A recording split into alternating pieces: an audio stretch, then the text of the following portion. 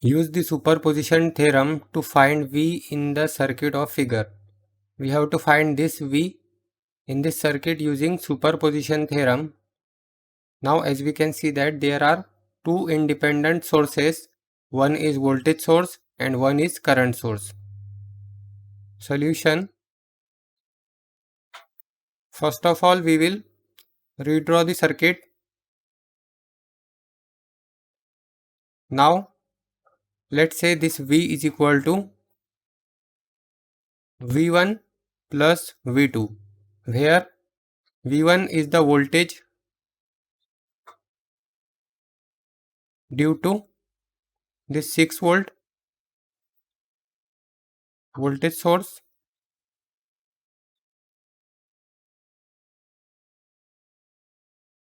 and V2 is the voltage due to 3 ampere current source.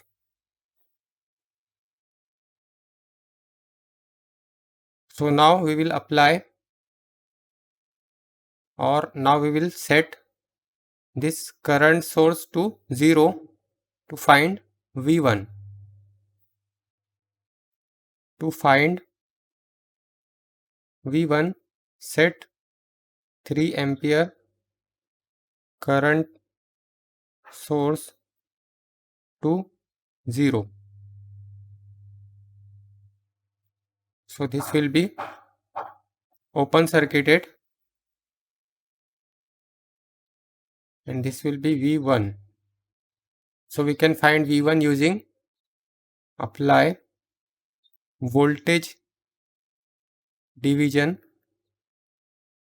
rule to find V1. So V1 is equal to 6 into 4 by 4 plus 8. 4 plus 8. So this will be 6 into 4 by 4 plus 8. So this is 2 volt. So V1 is equal to 2 volt. Now to find V2.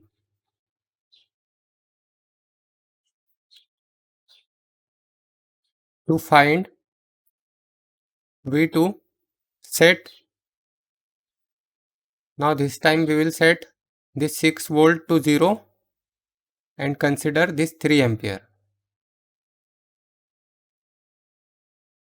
Set 6 volt voltage source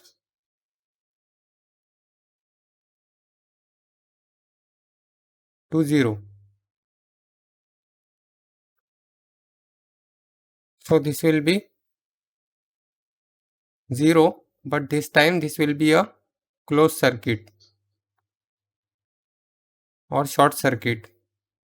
When the current source is 0, then this will be a open source, but when the voltage source is set to 0, then this will be a short circuit. Now let's say this is current I1 and this is current I2. So to find I1, apply current division rule. Apply current division rule. So I1 is equal to this current, which is 3 ampere, into this resistance, which is 8 ohm, by total 8 plus 4. 8 plus 4. So this will be 3 into 8 by 8 plus 4. So this is 2 ampere. What we have to find? We have to find, now this time this is V2. So V2 is equal